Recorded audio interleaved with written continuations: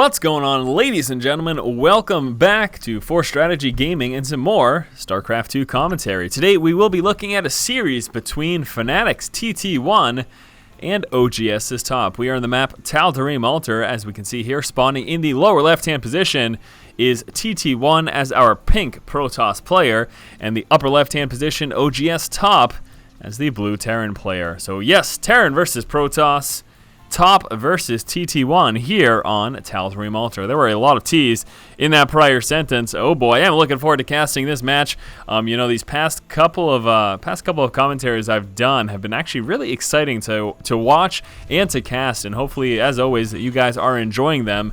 I do my best to make these entertaining, educative, and informative for you guys. Educational, not educative. Educational and informative for you guys. Anyways, that is that. We can see top starting off with the supply depot at the front, trying to make sure that there's a little bit of a funnel going into his main base. He may also be deciding to go for that wall off, although it does look like he is pulling back with that first SCV, and will actually be building that initial barracks there right in the middle of the main base. Now back over here for TT1, not moving out to scout as of yet. Waiting until he drops that first gateway, and then finally moving out with his probe scout. And let's see what he intends on doing. Will he be going down bottom right or upper left first? Looks like he will be lower right. So he will be firstly moving into the lower right position, then likely into the upper right position. And unfortunately for him, not scouting top until the exact last position that he ends up scouting. Looks like that same thing will actually be happening for top as well, as he first and foremost checks that upper right-hand position. Now back on over inside of his main base, there is a notable lack of a refinery. And this, of course, tips us off to the fact that top is going to be going for a 1-Rax expand build. His first Rax is up. He'll be starting out with Marines, relying on some bunkers for early game defense. And then besides that, he's going straight for a command center and going for a very, very quick expansion. He also continuing up that wall off over here with that second supply depot. He will either be placing a third supply depot or a bunker here to complete that wall off fully. If nothing else, though, he could just be using this to help channel units into his base just in case he saw some aggression. That'll help it'll make it so that they're not able to just flood inside of his base, and they actually have to kind of work around those. Obviously, they can attack them as well, but obviously top can respond to that. And will be building that command center right out front here. Very ballsy indeed. A lot of times you'll see Terran players do that inside of the main base for two purposes: to protect the SCV building it from any harass, but one of the main purposes is just to hide the fact that he's even building that expansion. But looks like he is comfortable with just the Marines he has out front, plus this bunker that will be coming out. This is going to be enough for him. Now the Marines will be stopping any of this probe scouting from going on from TT1, and the bunker will be stopping any SCV harass, any stalker harass from doing much damage at all.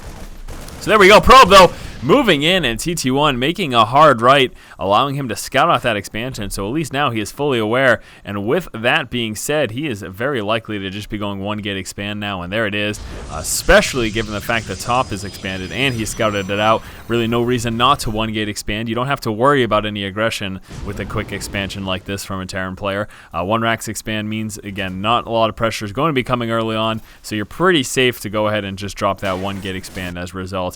He could have tried a 3-gate expand, but waiting that long is pretty dangerous. The only other thing that I will say is that if he had gone maybe like a 3-gate expand, this allows you to try to be a little aggressive, but especially with bunker placement and mass repair, it is going to be really hard to break a Terran player who's at least paying attention to what's going on with just 3 gateways worth of units. So top getting some scouting information of his own. He saw what he expected, just a gateway and a Cyberman X-Core. Also, of course, was able to scout that expansion. He was probably looking to see if there's any additional gateways or a Twilight Council, just in case we were seeing some fast tech or robotics, just so he would know to prepare for some observer scouts and save some energy to drop some scans to quickly shoot those out of the sky. Now, top, of course, will be going bio-heavy. This is certainly expected in this TVP matchup. So he's got a total of 3 racks right now, only 1 with a tech lab, and he's in fact just starting that stim pack research, and he will be churning out Marines and probably throwing in some Marauders into the mix as well. At the moment, though, just concentrating on his economy, and actually a little bit of a tech up we are seeing here. He is coming out that factory, and where is it? There's the engineering bay back there. Factory is being built right down here in the lower corner. So top will, of course, with that, be working his way up into that starport to allow him to get those double medevacs. Obviously, that bio plus medevac so very strong in this matchup. Some more gateways coming out over here for TT1, dropping down an additional 3. And then we'll be heading back to mining with that probe. And actually, there are a couple more over here. Ooh, very, very interesting. We're seeing a 6 gate here from TT1. So TT1, this is incredibly interesting. Now, you'll see 6 gate play a lot of times in a situation where we've got a PVZ and you go Forge Fast Expand into 6 gate level 1 push. I find it interesting that TT1 is deciding to do a 6 gate against his Terran opponent. Now we can see, I mean, look at this, a couple more bunkers coming up as well, as Top is working his way up in tech, and he actually will be using that factory for some scouting, just sending that on out to get some scouting information. There's some SCVs action moving on over here in the lower position, just trying to check if there's anything fancy going on. And look at that, bypassing the probe almost immediately. We've got a proxy pylon down over here, and the probe moving up to drop another proxy pylon. Very indicative of the fact that here it comes. Lots of aggression here from TT1. So again, such an interesting push here from TT1. The 6 gate push after that 1 gate expand, and 3 bunkers are really going to be tough to break. The biggest thing though is look at all these sentries. Now what this will allow TT1 to do is with this sentry heavy force, he's going to be able to try to stop repairs on these bunkers, and then all of a sudden those bunkers aren't nearly as effective. And look at those sentries filled up with energy.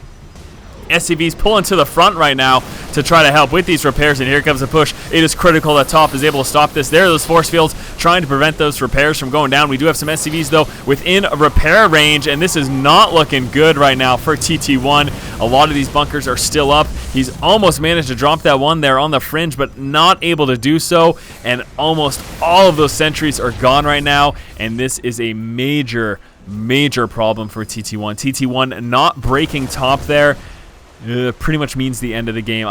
He is in a very difficult position. Top took almost no damage there. The only real hefty damage he took was losing a few SCVs. We can see 8 SCVs were killed, but he also lost some income in repairing those bunkers, but that is it, and that is good for Top. We can see Top coming out with additional 2 racks, and I'm assuming now he's just going to get his upgrades, mount up his forces, and then just push out for a counterattack. And you know, his opponent TT1 is going to have a tremendously difficult time defending against that. We can see teching up right now. We've got a Forge coming out as well as a Twilight Council.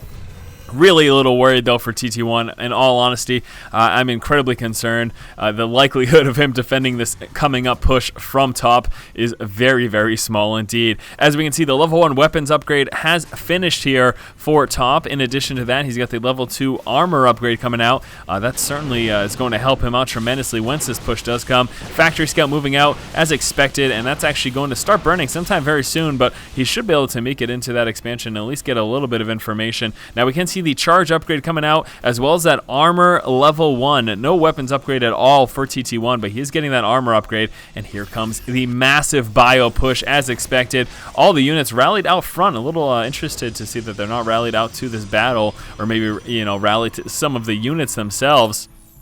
And Top actually deciding not to push yet. Now let's take a look at those resources lost.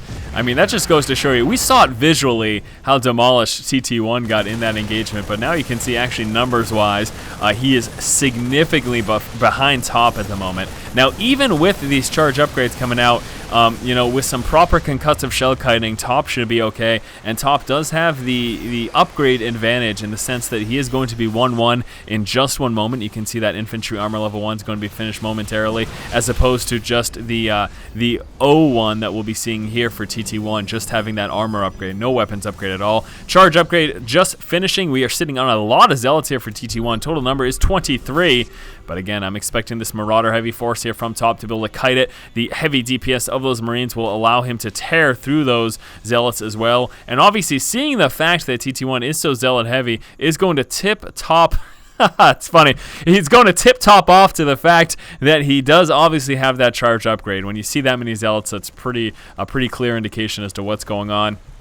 Seeing that many zealots though, and a little bit concerned about that force, we are seeing Top pull back at the moment with his forces. He's going to be waiting until he actually gets some more Ghost in play. We can see 2 Ghosts in play immediately. He wants to be able to land some EMPs, and we'll actually be seeing a follow-up push here from TT1. TT1 deciding he's going to attempt to break Top right now with this push, and again, so many charged zealots. I do expect Top to have no problem defending against this, in all honesty, though. I am not entirely certain. And, you know, we may be saying, why is TT1 pushing? Doesn't this seem a little premature? He knows he's behind. He knows how much he lost in that first engagement, and he also realizes, I need to do some damage pretty hard pretty soon, or else top is going to bring up such a large force that there's really no way. But again, already I think that TT1's pretty much out of the game. But let's see what happens.